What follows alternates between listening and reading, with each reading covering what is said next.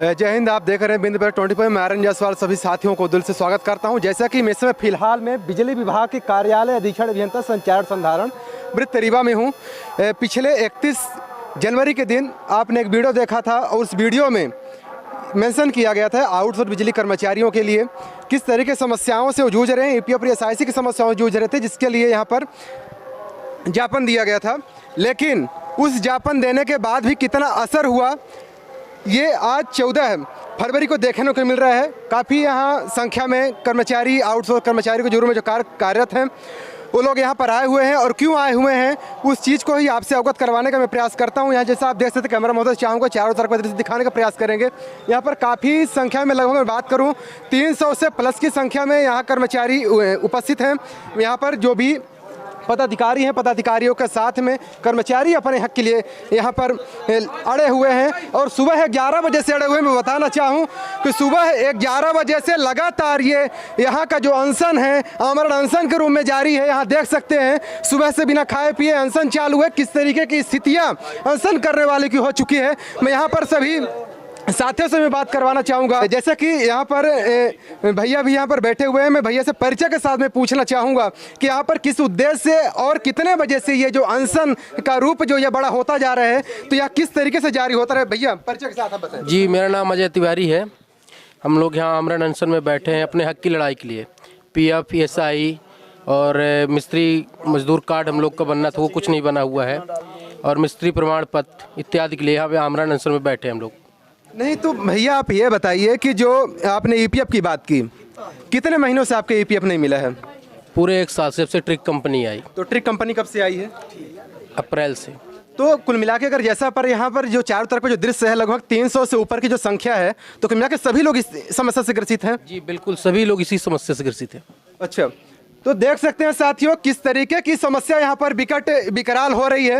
यहाँ पर जैसा कि काफ़ी लोग हैं, मैं थोड़ा थोड़ा करके मैं सभी का बाइट लेने का प्रयास करूँगा। जैसा कि पर सामाजिक कार्यकर्ता के रूप में पूरे बिंद में हमेशा बने रहते हैं, यहाँ पर संजोग से उपस्थित हैं। मैं उनसे भी आपसे रूबरू कराने का प्रयास कर रहा हूँ कि सर भी यहाँ पर आए हैं, किस उद्देश्य को लेकर आए हैं और जो मांगे हैं किस मांगों के लेकर के ये अनशन का जो रूप बड़ा होता जा रहा है, किस तरह से ये अनशन का रूप हो रहा है। कैमरा महोदय चाहूँगा थोड़ा और पास में आने का। सर परिचय के साथ बताएं कि सर जो ये अनशन का जो रूप है, तो किस तरह का अनशन यहाँ पर चालू है?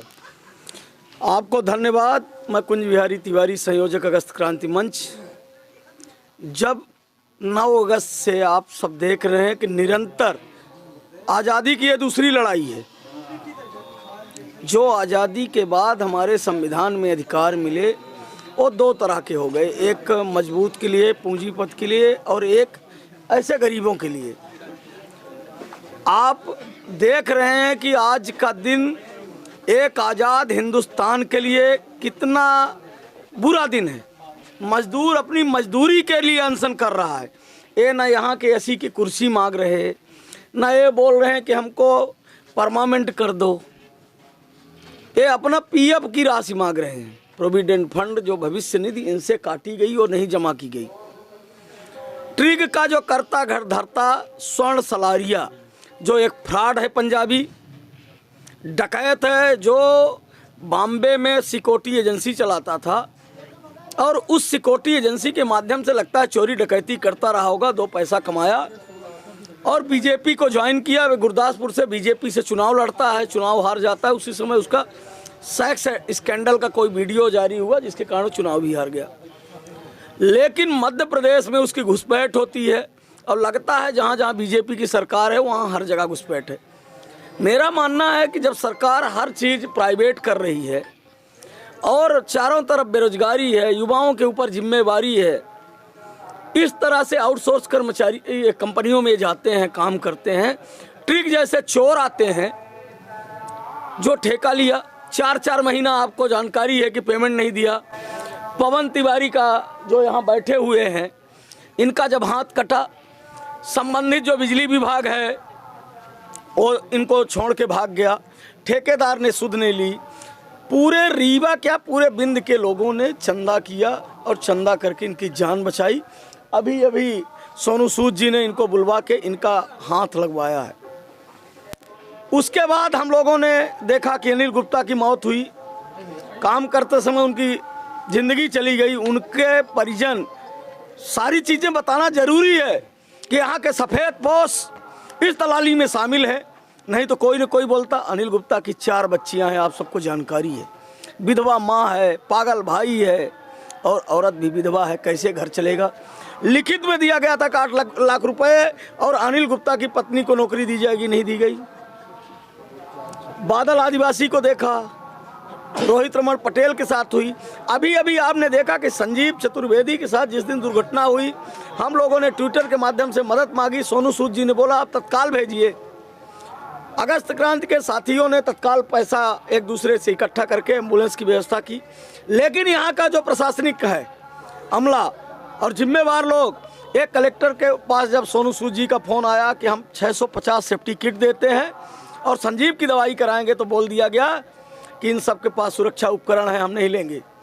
मेरे से खुद बात हुई थी, उन्होंने पूछा कि दुर्घटनाएं कैसी होती, मैंने बताया कि इनके पास सुरक्षा उपकरण नहीं है। बोले एक व्यक्ति का कितने का आएगा? मैंने बताया अगर हजार लगे तो 6.5 लाख में रीवा जिले के सभी बिजली के आउटसोर्स कर्मचारियों को उपकरण मिल जाएगा। लेकिन यहाँ के कलेक्टर ने बोला कि हमारी विभाग से बात हुई है, सभी के पास सुरक्षा उपकरण है। आप लोग बताइए क्या सुरक्षा उपकरण है आपके पास? फिर संजीव को जब भेजने की बात आई तो कलेक्टर साहब ने बताया कि पूरा जो दवाई का खर्चा है संजीव का प्रशासन दे और विभाग कर रहा है। अभी एक पत्र दिया है यहाँ के मुख्य अभियंता ने, बोलते हैं कि 37,000 रुपये दिए गए हैं, 32,000 संजीव की दवाई के लिए। उनको बरगलाया गया, वो जो फ्री में उनकी अच्छी दवाई होनी थी नहीं होनी पाई, जिसके कारण संजीव का पहले यहाँ हाथ कटा, अब यहाँ से कट गया। भगवान करे उसकी ज़िंदगी बच जाए। अब बंसल में उनके परिजन जो है और आप जैसे शुभचिंतक चंदा दे रहे हैं, तब उनकी ज़िंदगी बच रही है।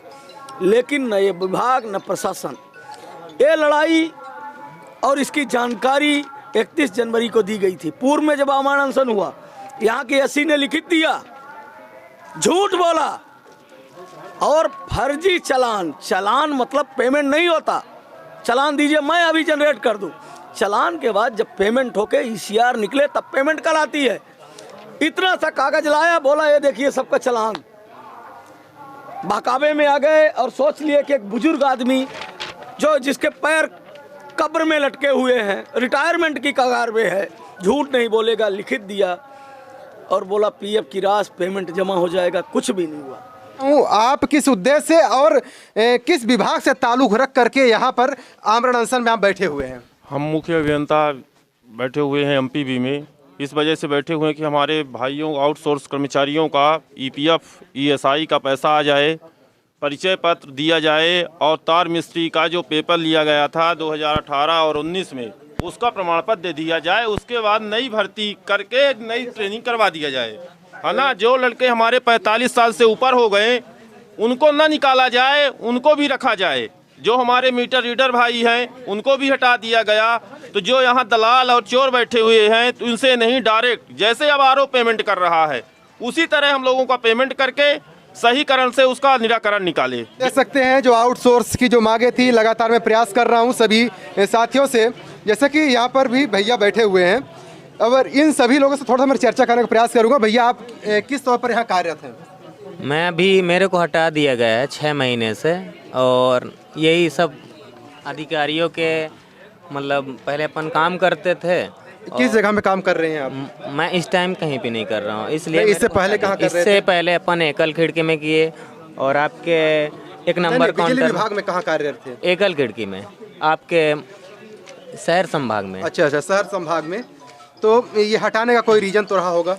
बस कुछ नहीं, मेरे से मांगे की जा रही थी कि पैसे दो और कपड़े दो। मैंने नहीं दे पाया क्योंकि 6,000-7,000 में क्या होता है। किसके द्वारा मांग की जा रही थी? ये यही हमारे सलाम साहब थे, उन्होंने मांग कर रहे थे, बट मैं नहीं दे पाया, इसलिए मेरे को हटवा दिया गया। देख सकते हैं साथियों, बिजली विभाग की जो हकीकतें हैं, यहाँ पर अधिकारियों द्वारा किस तरीके से शोषण किया जा रहा है, ये जीता जागता उदाहरण भैया जी द्वारा दिया जा रहा है। मैं भैया जी का भी नाम भी आपको एक बार इनसे सुनवा लेता हूँ कि नाम क्या है भैया, क्योंकि आप बोलेंगे आने वाले टाइम के लिए कि हो सकता है कि ये जो सीधी साधी बनाई हुई स्क्रिप्ट है। भैया शुभ नाम क्या पड़ेगा? मेरा नाम मोहम्मद सुल्तान है और ये एक उसके तहत मेरे को हटाया गया है कि ऐसा करता है वैसा करता है, और कुछ नहीं, केवल मेरे से इस मांग के लिए था कि मेरे को कपड़े दो, माउस दो। ये मैं 8,000 7,000 पाने वाला कहाँ दे सकता हूँ मैं। बहुत धन्यवाद। आप देख रहे थे विदिन पर 24। ये इसी सारी समस्याओं के साथ में ये बिजली ऑफिस यानी अधीक्षण अभियंता कार्यालय के पास में उपस्थित था। आर एन जायसवाल, जय हिंद।